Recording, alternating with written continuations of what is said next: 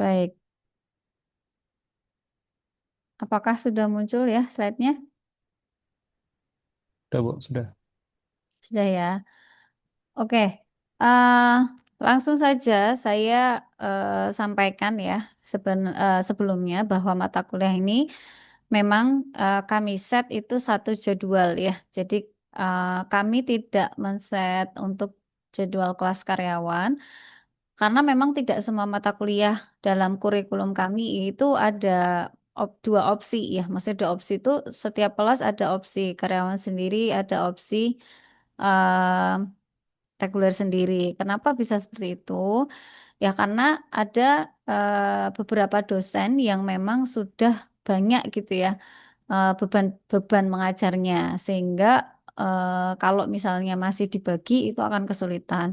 Tetapi kami berusaha untuk mata kuliah yang mix ya, yang mix ada reguler dan ada non regulernya, ada kelas karyawannya. Kami sebisa mungkin menyesuaikan waktu gitu dan beberapa dosen mungkin punya skema sendiri terkait dengan pembelajarannya. Nah, nanti coba saya jelaskan konsep pembelajaran di saya beserta dengan kemungkinan waktunya seperti ini. Kalau misalnya dari mahasiswa tidak mau, artinya ya tetap harus ada pertemuan setiap pekan, setiap malam, setiap sore, ya terpaksa nanti dipisah gitu ya. Atau misalnya karena ini waktunya di jadwal ya, artinya slot jadwal sore dan malam itu kan sudah habis, tinggal yang hari Sabtu. Sabtu siang lebih tepatnya, Sabtu siang dan hari Minggu. Maka kalau misalnya teman-teman mau misalnya perkuliahan di hari Minggu atau hari Sabtu siang ya nanti di create kelas karyawannya yang hari Sabtu siang atau hari Minggu gitu. Tapi kalau misalnya tidak bermasalah dengan sistem eh, apa namanya perkuliahan atau sistem penilaian yang nanti saya jelaskan, maka ya tetap berlangsung seperti ini gitu ya. Karena ada beberapa mata kuliah saya juga yang mix antara reguler dan karyawan dan ya sebenarnya tidak ada permasalahan yang signifikan artinya tidak ada mahasiswa yang kemudian protes sangat pengen untuk dipisah itu belum kalau ke saya ya. Tapi kalau untuk dosen lain mungkin ada gitu. Tergantung mata kuliahnya sebenarnya. Oke, saya mulai dulu dari kontrak perkuliahan ya. Jadi kalau saya selalu ketika ada mahasiswa kelas karyawannya itu saya tidak mengutamakan absensi di dalam perkuliahan saya. Ya, berbeda dengan yang reguler yang harus hadir di kelas. Nah, kalau ada mix seperti ini, ada mahasiswa regulernya, ada mahasiswa eh, karyawannya, sehingga pembelajaran ini dibuat online, ya nanti ya, kalau misalnya di sini ada mahasiswa reguler, bisa disampaikan juga apakah keberatan jika saya buat apa namanya online di jam 12 nanti bisa disampaikan karena memang regulernya jumlah reguler yang em, tahun ini itu tidak terlalu banyak ya. Jadi tapi nanti bisa disampaikan. Jadi kalau untuk kelas karyawan itu saya pakai sistem evaluasi atau sistem mengerjakan soal evaluasi. Beberapa mahasiswa yang sudah pernah ikut mata kuliah saya pasti paham ya soal evaluasinya seperti apa.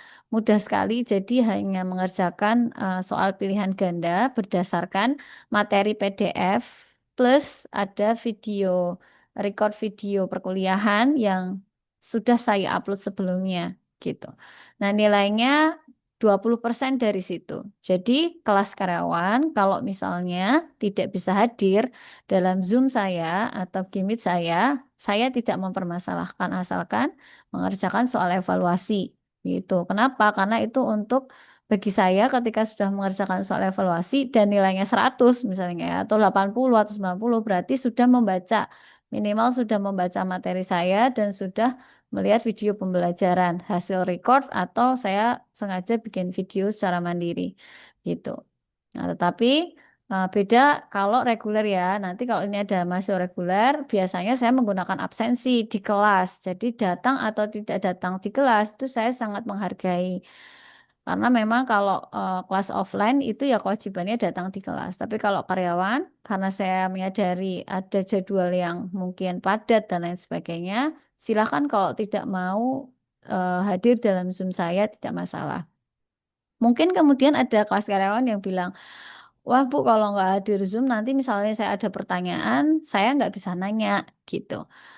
Nggak bisa nanya pada waktu itu juga gitu. Tapi saya selalu mengatakan kalau misalnya tidak bisa nanya pada waktu itu juga, bisa bertanya pada kolom komentar pada Google Classroom. Biasanya ketika saya post materi, di situ kan ada kolom komentar ya. Nah, itu bisa disampaikan pertanyaannya. Misalnya setiap kali apa namanya?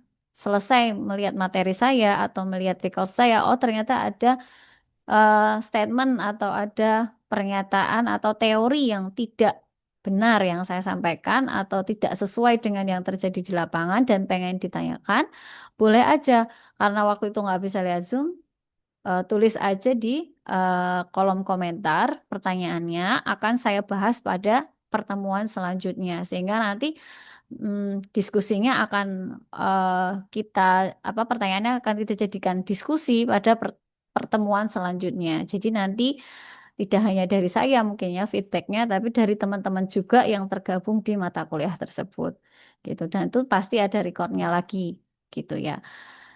Nah, itu eh, yang biasa saya lakukan ya di kelas mix seperti ini, gitu. Sehingga apa yang perlu menjadi acuan sebenarnya kelas-kelas mix seperti ini itu kalau jumlahnya kalau di teknik itu tidak terlalu banyak ya jadi ada beberapa mata kuliah saja yang memang tidak kita pisah secara benar-benar kita pisah karena eh, pertama mungkin bukan hitung-hitungan yang kita harus detail atau kita harus memastikan nih hitung-hitungan ini tertransfer dengan baik.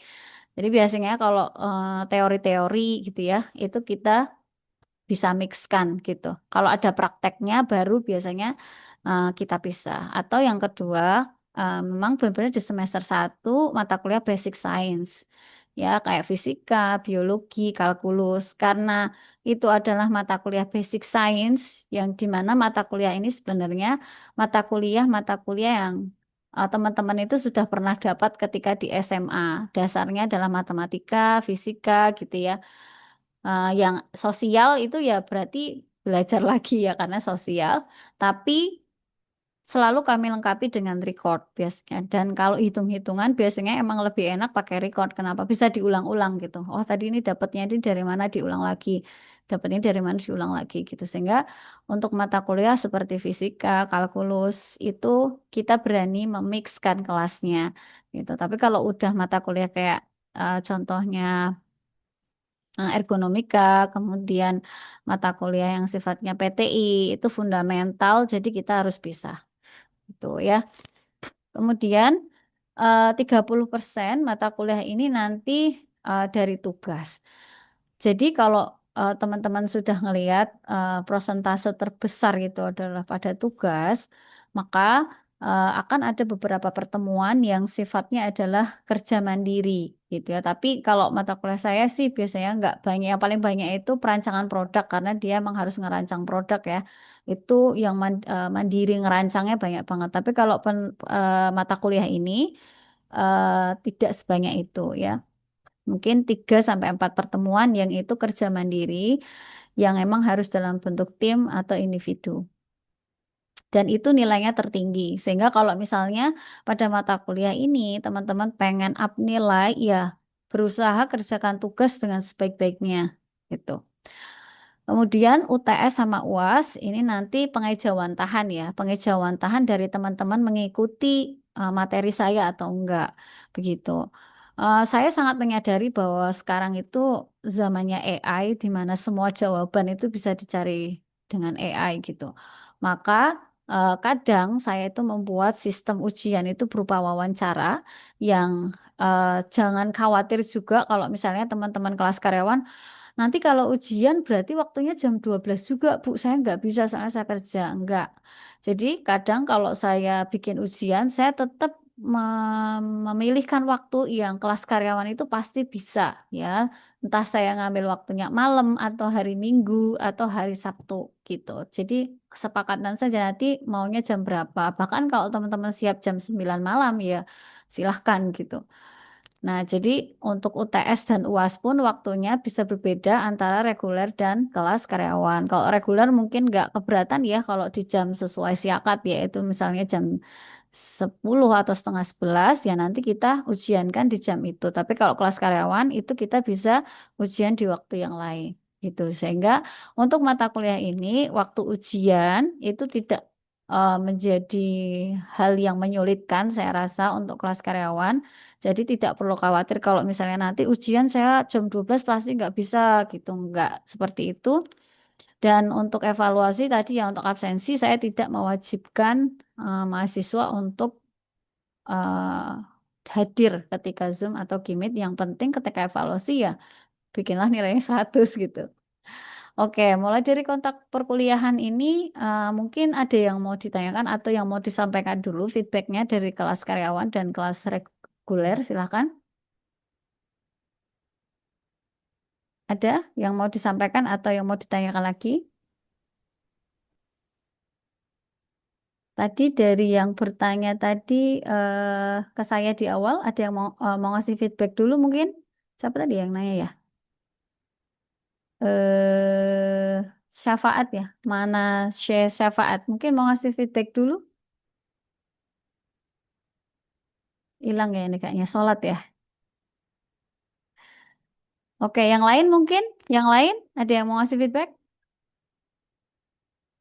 Silahkan. Bu izin bertanya, Bu. Iya, Perkenalkan nama boleh. saya Calvin. Untuk evaluasi itu Mm-mm. nanti kemarin kan saya masuk di kelas ergonomi, Bu. Nah Ya. itu untuk kelas kemarin kan ada evaluasi. Nah itu nanti Mm-mm. deadline evaluasinya itu pekerjaannya sampai jam berapa ya, Bu?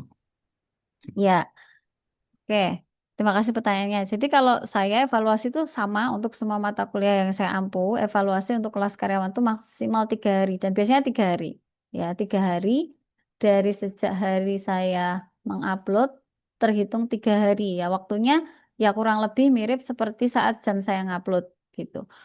Jadi harapan saya logika saya nggak mungkin kok mahasiswa itu 3 hari nggak ngelihat Gimit, sorry, nggak ngelihat GC gitu. Nah, jadi pada mata kuliah ini pun sama. Kalau misalnya pun saya terlambat ngasih soal ya, misalnya hari ini udah kuliah. Nah, kemarin saya baru ngasih soal evaluasi nih untuk pertemuan kemarin. Maka tetap aja waktu deadline-nya sampai 3 hari, yaitu sampai hari ini, besok, dan besoknya gitu. Dan itu waktunya menurut saya sangat panjang untuk hanya sekitar 6, 7, atau 8 pertanyaan pilihan ganda yang mungkin dikerjakannya nggak lama gitu. Gitu, Calvin? Baik, Bu, terima kasih atas jawabannya, Ya, Bu. ya sama-sama. Yang lain mau ada yang ngasih feedback lagi? Yang reguler mungkin? Yang regulernya ada yang Bu, ini izin nggak ya? bertanya, Bu. Iya, silahkan. Bu, kalau misalkan memang kita hadir di apa Di namanya online, Zoom. Bu. Nah, terus Mm-mm. nanti misalkan tiba-tiba saya Mm-mm. di minggu depan itu ada kepentingan. Misalkan Mm-mm. 2 minggu ke depan saya ada kepentingan, berarti nanti evaluasinya saya mengerjakan 2 kali berarti, Bu. Atau memang bagaimana?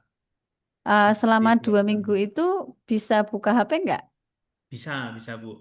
Ya, kalau bisa buka HP berarti tetap mengerjakan evaluasi ya, dan bisa paling enggak membuka materi PDF-nya lah gitu ya. Hmm. Paling enggak membuka materi PDF-nya dan mempelajari materi PDF-nya, kemudian nanti tinggal mengerjakan soalnya. Soalnya itu hanya menggunakan Google Form aja, jadi enak banget, tidak menyulitkan dan tidak harus upload-upload tulisan gitu.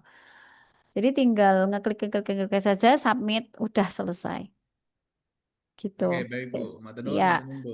sama-sama. Jadi setiap soal evaluasi itu punya deadline dan saya di form saya yang saya pakai untuk soal evaluasi itu pasti saya kasih eh, time limit ya, saya kasih time limit sehingga saat melewati deadline itu otomatis dia tertutup.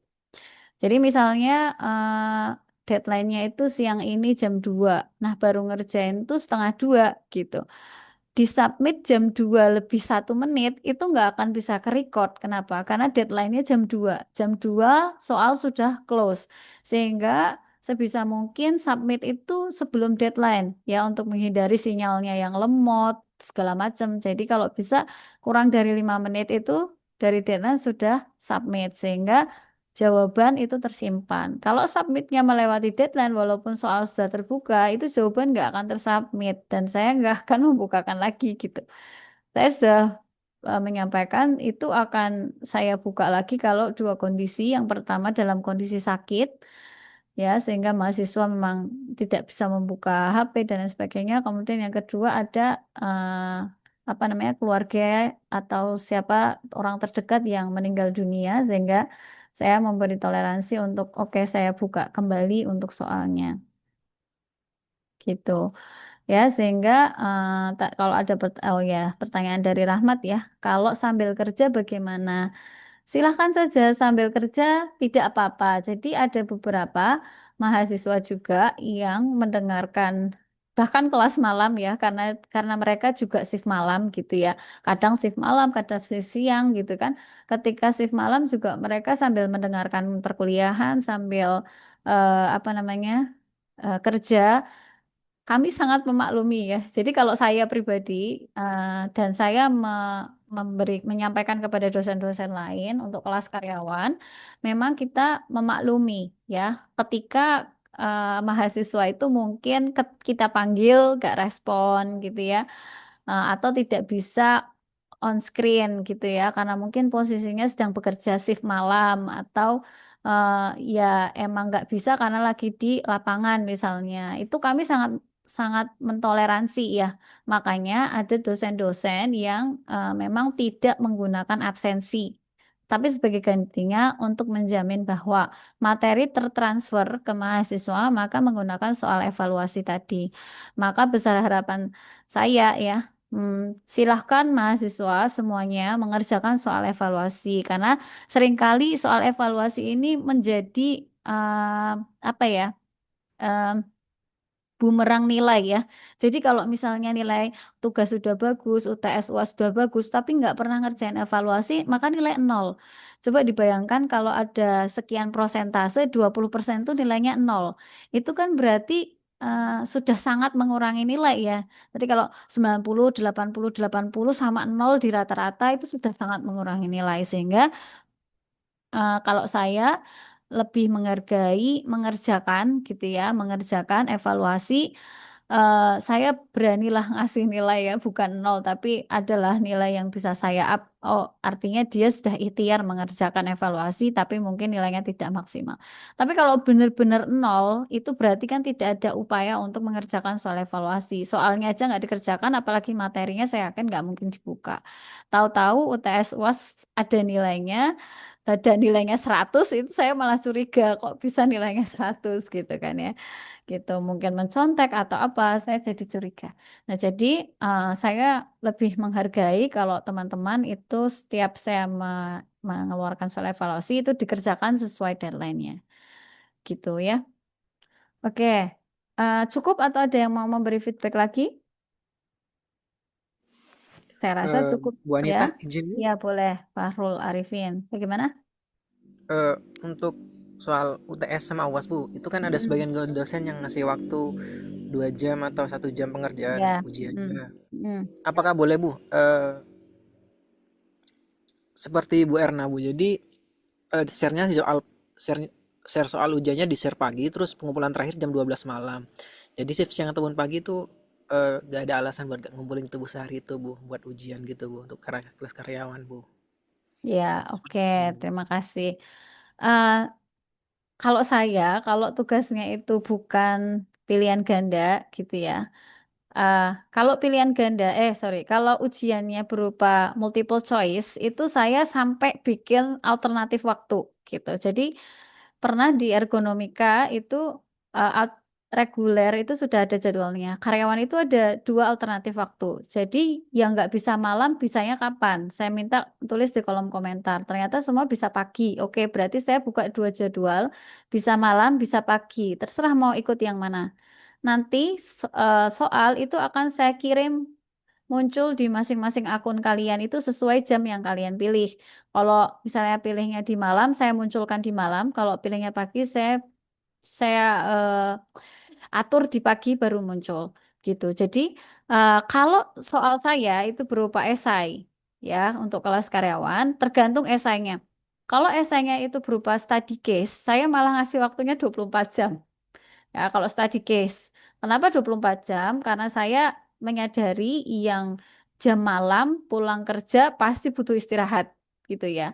Dan bahkan sebaliknya, sehingga saya berani kasih waktu 24 jam. Tapi kalau soalnya itu bukan study case, tapi hanya evaluasi terhadap materi, esai aja biasa menjelaskan istilah ini, apa yang dimaksud ini dengan bahasa kalian misalnya, itu saya ngasih waktu memang eh, 1 sampai 2 jam aja, kemudian langsung diupload ke apa ke GC ya jawabannya gitu. Dan itu dengan sistem yang sama dengan multiple choice tadi. Kalau di jam yang malam ada 1 2 orang yang nggak bisa ikut, boleh tulis di kolom komentar bisanya jam berapa gitu. Kalau bisa semua di jam pagi, saya selalu membuat alternatif waktu yang lain. Misalnya, oke malam dan pagi. Berarti nanti yang nggak bisa ikut pagi, yang nggak konfirmasi saya anggap ikut malam semua. Makanya biasanya kalau saya ngerancang waktu UTS, saya juga berharap teman-teman itu care gitu ya dengan grup gitu, care bahwa kalian itu kuliah gitu ya, care bahwa ini tuh masa UTS. Jadi tolong dibuka, pastikan dulu jadwalnya, kalian mau ikut UTS tuh kapan gitu. Itu kalau saya ada alternatif waktunya gitu, sehingga ada aja pasti mahasiswa yang saya itu udah call dari awal-awal. Silahkan jamnya malam jam 8, malam jam 8. Siapa yang tidak bisa tulis di kolom komentar. Saya tunggu 2 hari itu tidak menulis. Nah, sampai akhirnya saya set di waktu malam. Ternyata dia nggak bisa ikut karena dia lembur kerja. Nah, saya kan nggak tahu. Akhirnya eh, dia nggak mengikuti UAS waktu itu. Kemudian saya kasih nilai ya nilai kasihan ya bahasa istilahnya gitu.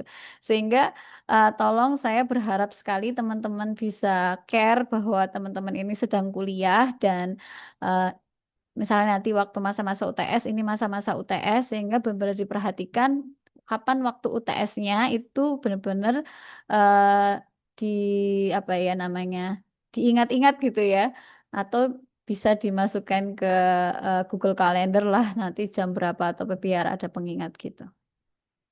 Seperti itu, eh, Pak Farul Arifin ya. Saya manggilnya Pak Thomas ini. Jadi Iya, ada lagi? Sudah ya, cukup. Oke, ini adalah kontrak perkuliahan saya dan saya memang berharap tidak perlu pisah kelas ya. Saya Alfian, oke, Alfian saya mute dulu ya. Oke, ini ya kelas reguler belum ada yang bersuara ya. Nanti kalau misalnya mau bersuara di ruangan saya juga boleh, silahkan. Kelas karyawan semuanya.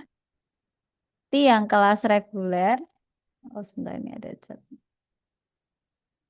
Untuk UAS, untuk UAS dan UTS tadi, apakah hanya tugas wawancara atau ada tugas yang tipe tulis tangan? Oke, ya. Kalau saya, eh, kalau saya belum kebayang ya kan ini saya pertama kali mengampu mata kuliah ini. Tapi kalau dari materinya itu saya sepertinya tidak tulis tangan ya. Sepertinya tidak tulis tangan. Kalau saya tulis tangan itu kalau untuk basic science. Basic science itu saya tulis tangan kayak misalnya biologi, kemudian pernah aljabar linier. Itu saya memungkinkan untuk tulis tangan malah karena isinya rumus-rumus matematis. Tapi kalau yang seperti ini, teori-teori atau mungkin ada study case, itu saya tidak tulis tangan ya. Kalaupun esai itu biasanya analisis ya terhadap masalah begitu atau membuat gagasan ya gitu. Tapi kalau tulis tangan kok sepertinya saya untuk mata kuliah ini loh ya, sepertinya saya enggak ya. Kalau untuk mata kuliah ini tulis tangan sepertinya tidak gitu. Oke, kalau Mbak Eva oke, kalau apa tadi? Susah sinyal ya. Oke, itu ya untuk kontrak perkuliahan. Saya berharap untuk mata kuliah ini semuanya mengalami apa namanya kondisi yang baik, lancar. Seandainya nanti di pertengahan kelas mengalami kesulitan untuk perkuliahan, artinya sama sekali tidak bisa memahami cara saya mengajar atau seperti apa ngelihat video juga nggak bisa. Tapi kayaknya kalau ngelihat video malah bisa diputar-putar ya, harusnya malah lebih paham sih. Asal dibuka aja, ya itu nanti bisa disampaikan aja nggak apa-apa ke saya.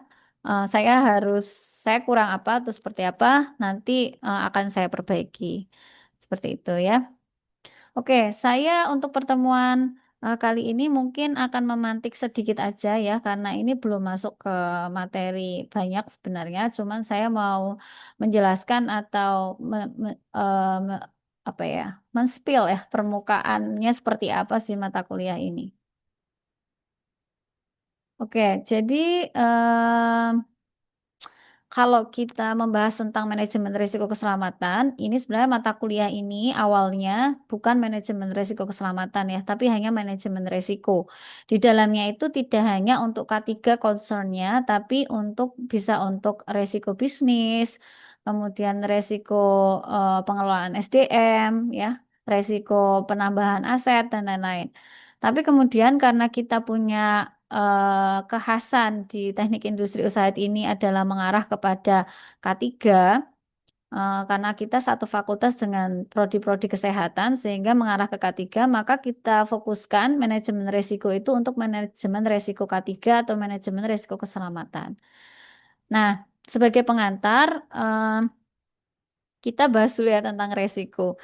Jadi risiko ini sebenarnya sesuatu yang pasti kita miliki ya, apapun keputusan yang kita ambil itu pasti ada risikonya. Dan itu sudah menjadi bagian dari kehidupan manusia itu sendiri. Sehingga kalau kita mengatakan bahwa satu usaha atau satu keputusan di dalam perusahaan itu tidak punya risiko sama sekali, itu salah. Nggak ada satu keputusan itu yang nggak beresiko gitu. Pasti ada risiko walaupun itu kecil. Nah, itu tugas kita menemukan satu apa namanya menemukan satu cara supaya resiko bahayanya atau resiko kerugiannya itu sekecil mungkin. Nah, kemudian yang menjadi masalah adalah ketika kita tahu bahwa setiap langkah kita mengelola industri atau mengelola sebuah bisnis itu pasti ada risikonya. Pertanyaannya adalah kita mau nggak menghadapi risiko itu? Kalau kita nggak mau menghadapi risiko, berarti ya stuck gitu. Kita nggak akan bergerak kemana-mana. Pasti di situ-situ aja ya, zona nyaman. Tapi kalau kita mau mengambil resiko, maka kita akan bergerak naik gitu. Ya, up and down itu pasti ada. Tapi kalau kita mau menghadapi, paling nggak kita ada upaya untuk berjalan ke atas gitu, bukan ke bawah. Nah, jadi ini baru pengantar ya. Jadi kesuksesan atau keberhasilan sebuah perusahaan atau seseorang itu bisa dicapai kalau dia mau mengambil resiko. Jadi dalam konteks sebuah perusahaan atau dalam konteks kajian K3, ketika kita banyak menemukan resiko bahaya, itu bukan berarti kemudian kita menyalahkan kenapa perusahaan itu melakukan proses itu yang banyak bahayanya. Nggak semata-mata kita menyalahkan perusahaan. Kenapa? Karena ketika di awal kita sudah membahas setiap proses, setiap langkah itu pasti ada resiko yang menyertai dan semakin biasanya ya, semakin besar output yang pengen kita capai, itu resiko bahayanya atau resiko kesulitannya itu akan lebih besar gitu. Nah, maka kita tidak bisa serta-merta menyalahkan perusahaan kenapa melakukan proses ini, kenapa melakukan proses itu kan banyak bahayanya dan lain-lain. Yang kita bisa lakukan adalah nanti kita akan bahas gimana cara mengendalikan resiko ini gitu ya. Ya, poin yang terakhir itu adalah apakah manusia harus menghindar dari semua risiko jika mereka tahu bahwa setiap kesuksesan atau keberhasilan atau peningkatan itu pasti ada risiko yang menyertai. Semakin banyak atau semakin tinggi lompatan yang mau kita lakukan, pasti risiko yang menyertai juga akan semakin besar gitu. Maka kemudian kita perlu ada yang namanya manajemen risiko dan fokus pada mata kuliah ini adalah risiko-risiko yang berhubungan dengan keselamatan ya atau eh, beberapa buku bilangnya nggak cuma keselamatan tapi juga kesehatan gitu ya, dipisahkan ya antara keselamatan dan kesehatan ya, mungkin sudah sama-sama dipahami di dalam mata kuliah K3. Nah, selanjutnya kita pahami tentang pengertian manajemen risiko. Jadi, manajemen risiko ini adalah pendekatan metodologi terstruktur dalam mengelola sesuatu yang berkaitan dengan ancaman karena ketidakpastian. Jadi, kenapa sesuatu itu beresiko? Itu sebenarnya bukan karena sesuatu itu sendiri itu ada bahayanya, enggak, tetapi sesuatu itu tuh mengancam dan memberikan ketidakpastian keamanan atau keselamatan kepada orang-orang yang melewati atau orang-orang yang melakukan proses itu. Ya, kayak misalnya yang paling sering ya, misalnya orang motong kayu gitu. Kalau orang motong kayunya hati-hati ya aman-aman aja. Kan ketidakpastian tuh kan selalu ada ketika tiba-tiba orang motong lagi mikirin putus cinta, misalnya orang motong lagi mikirin utangnya numpuk, anaknya kena pinjol misalnya, ngelamun langsung kepotong tangannya kan gitu.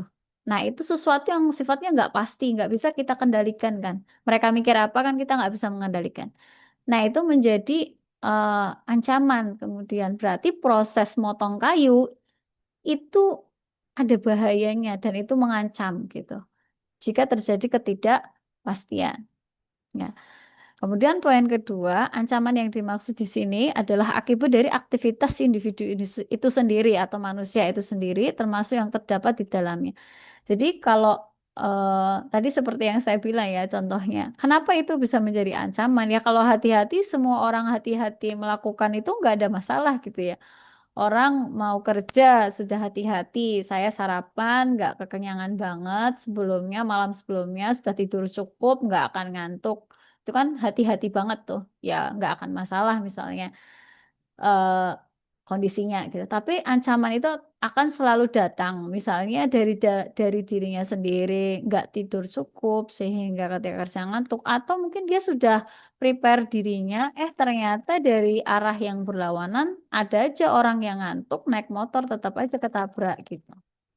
Nah sehingga hal-hal seperti inilah yang akan kita manage gimana resikonya bisa sekecil mungkin. Nah, ini sedikit saja ya slide saya untuk yang hari ini. Em, Kalau kita bicara tentang eh, manajemen resiko keselamatan atau kita lebih jauh manajemen resiko K3 ya, itu banyak hal yang bisa kita sentuh ya, nggak cuman hanya kita mengidentifikasi apakah proses A, B, C itu berisiko atau tidak, tetapi bagaimana kita bisa merancang satu sistem penanganan risiko yang bagus, kemudian bagaimana kita bisa mengkomunikasikan dan mengkonsultasikan semua risiko itu pada pihak-pihak yang memang berwenang gitu. Dan yang lebih penting lagi bagaimana monitoringnya. Saya sering kali nih ya kalau di sini contohnya itu sudah banyak karena sudah banyak yang ngambil K3 ya. Misalnya aja eh, tadi contohnya orang motong kayu ya di perusahaan pemotongan kayu misalnya. Apa sih yang diusulkan ketika kamu pengen mengendalikan resiko tangan terpotong? Biasanya solusinya itu adalah apa? Solusinya itu adalah menggunakan APD gitu. Nah, ketika saya balik bertanya, emang APD-nya itu apa? Dijawab, APD-nya itu sarung tangan, Bu. Lah, kalau APD-nya sarung tangan kena mesin potong ya tetap kepotong tangannya gitu kan. Kan sarung tangan paling terbuatnya dari eh, benang-benang juga kan, benang-benang yang tebel gitu kan. Jadi kan tetap kepotong. Berarti harus ada cara lain. Apa mau pakai sarung tangan besi? Kan ya nggak mungkin juga pakai sarung tangan besi gitu ya. Nah, berarti kan ada cara lain yang perlu kita lakukan untuk menghindari resiko itu dengan cara engineering tools. Ya, dengan cara engineering tools inilah yang lebih banyak dibahas pada mata kuliah ini. Jadi kalau kalian mahasiswa mungkin tahu buku ini ya, saya nanti akan tunjukkan di akhir itu yang terkenal sekali bukunya itu Manajemen Risiko dalam Perspektif K3 OHS Risk Management ya. Itu yang menulis rata-rata kalau buku risiko keselamatan itu yang menulis adalah orang-orang dari Hiperkes gitu ya, atau kesehatan masyarakat gitulah. Banyak kan yang nulis seperti itu. Padahal yang pakai K3 itu bukan hanya orang kesehatan, orang teknik sipil pakai, pekerja konstruksi pakai, atau perusahaan pertambangan pakai, perusahaan bahkan garmen tekstil aja juga pakai gitu. Artinya, solusi-solusi yang dihadirkan dalam manajemen resiko tidak bisa hanya alat pelindung diri seperti halnya orang-orang kesehatan pakai. Ya pakai masker supaya nggak kena debu, ya pakai earplug supaya nggak tuli, ya pakai sarung tangan supaya tangannya tidak tergores. Ini mesin-mesin yang dipakai di dalam industri itu seringkali kita temui itu mesin-mesin yang besar, sehingga solusi yang dibangun dalam manajemen risiko itu bukan hanya solusi-solusi yang sifatnya administratif. Nah, ini yang berkali-kali saya, kalau misalnya teman-teman pernah ikut Sempro ya, ada yang udah pernah ikut Sempro temanya K3, itu biasanya kalau pengujinya saya, selalu saya tanya, emang solusinya selain APD, apa yang bisa direkomendasikan gitu. Kayak contoh, tangannya kepotong tadi. Jelas nggak bisa pakai sarung tangan. Oke, misalnya diperbaiki Bu itu apa namanya meja potongnya. Nah, itu akan menjadi pertanyaan lagi, diperbaiki kayak gimana meja potongnya? Kan gitu. Ketika saya balik tanya, biasanya nggak tahu jawabannya. Gimana ya Bu? Ya, ya mungkin bisa dibuat mejanya itu lebih tinggi. Apanya yang lebih tinggi gitu. Akhirnya kan bingung. Sehingga mata kuliah ini nanti ke depannya ya, eh, pola pikir di dalam mata kuliah ini mungkin yang sebelumnya ikut K3, sudah ikut K3, lebih banyak ke administratif tool atau eliminasi kegiatan yang membahayakan, kemudian substitusi kegiatan dengan kegiatan yang lain. Ini lebih banyak dikaitkan dengan apa solusi konkret terkait misalnya ya, meja meja meja pemotongan. Solusi konkretnya apa Bu? Contoh, ada yang sudah pernah bikin skripsi tentang ini. Jadi dia mendesain mejanya itu dibuat pembatas tangan gitu. Pembatas tangan sehingga operator itu ketika menggerakkan tangannya maju mengikuti si kayu yang dimasukkan ke mesin potong, dia nggak akan deket banget dengan alat gergaji. Karena apa? Mentok tangannya dengan pembatas itu. Sementara kayunya bisa terus masuk gitu. Nah, itu contoh konkret. Nanti kan ada desainnya tuh. Desain meja potongnya jadi seperti apa? Oh, ternyata penelitiannya simpel banget ya, Bu. Desain meja potongnya cuma ditambah kayak plat besi gitu, tinggi gitu, sekian senti gitu. Loh, saya bilang eh, untuk pengendalian resiko emang nggak usah berpikir terlalu keras dulu atau terlalu kompleks. Yang penting solusi yang kamu bangun itu bisa benar-benar masuk untuk mengendalikan resiko. Kalau emang penelitian ini K3 ini salah satu cara engineering toolsnya segampang itu kayak ngasih plat besi untuk batas tangan supaya tangan itu nggak nempel banget atau nggak deket banget ke gergaji ya nggak apa, ya itu on point gitu maksudnya. Jadi nanti kayunya untuk mendorong sedikit ke mesin gergaji tinggal pakai alat bantu. Ya, itu kan murah gitu ya maksudnya daripada kita harus apa nih mejanya dirancang, redesign ulang meja itu kan dengan bentuk yang lebih kompleks misalnya itu kan lebih sulit gitu. Nah, jadi inilah yang akan kita pelajari. Selebihnya mata kuliah ini nanti memang akan banyak kepada tiga poin yang berada di tengah ya. Jadi mengidentifikasi resikonya, menganalisis resiko, dan mengevaluasi apakah resikonya high, medium, atau low gitu bagi perusahaan. Oke, mungkin ini yang bisa saya sampaikan. Dari sini ada yang mau ditanyakan dulu? Silahkan. Atau sudah cukup, Pak? Bu Anita yang ingin bertanya, Bu. Ya. Untuk materi nanti di-share di grup ya, Bu? Ya, insya Oke, Allah untuk terima kasih, materi, Bu. ya sama-sama. Untuk materi dan record itu saya share ya, dan selalu saya share sebelum soal evaluasi saya share. Jadi hampir tidak mungkin saya share soal evaluasi sebelum saya upload PDF dan record di Google Classroom. Seperti itu. Cuman ya itu kendala saya tuh kadang saya baru upload soal evaluasi itu H-1 pertemuan berikutnya gitu.